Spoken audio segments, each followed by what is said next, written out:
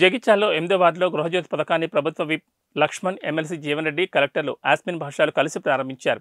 ఈ సందర్భంగా జీవన్ రెడ్డి మాట్లాడుతూ రాష్ట్రంలో ఎక్కువ మంది ప్రజలు లబ్ధి పొందే పథకం గృహజ్యోతి పథకం అన్నారు. గతంలో ఎంతో మంది ముఖ్యమంత్రుల పనితీరును చూశామని, రేవంత్ రెడ్డి పాలన వైఎస్ఆర్ పాలన తలపించే విధంగా ఉందన్నారు.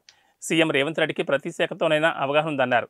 అవగాహన లేకుండా పనిచేస్తే కాళేశ్వరం ప్రాజెక్టులో అవుతుందని చెప్పారు. గత సంవత్సరం కంటే ఈ సంవత్సరం ఎక్కువ మొత్తంలో విద్యుత్ ఉపయోగించారని, ప్రభుత్వానికి ఆర్థికంగా ఇబ్బందులున్నా ఉద్యోగులకు 1వ తేదీన జీతాలు ఇస్తున్నామని, ఇది మా ప్రభుత్వ కమిట్మెంట్ అని జీవన్ రెడ్డి తెలిపారు. 22 యూనిట్లు అధికంగా సప్లై చేయబడింది.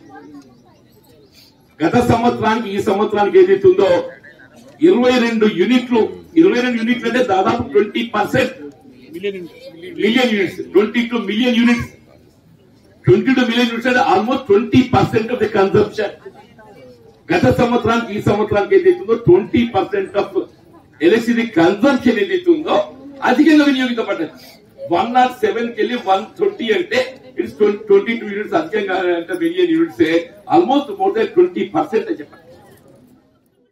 వచ్చి ఉండే ఈ సామాజిక సమీకరణ లోపల ఎక్కడ తప్పిపోయిందో గానీ ఇవాళ ఈ జిల్లా బరువు బాధ్యత అంతా మీ మీద పెట్టింది.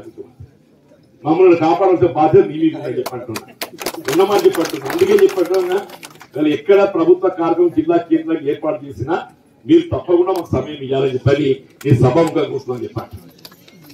అట్లా కలెక్టర్ గారు ఏం అడ్మినిస్ట్రేటర్ చెప్పి చెప్పాను. మరి ఎక్కువ తక్కువ చెప్తే ఆమె ఏమనుకుంటుంది, నేనేదో ఆమె పొగుడు మాట్లాడుతామని చెప్తాను అనుకుంటుంది. అందుకోసం ఎక్కువ చెప్పుకుంటా.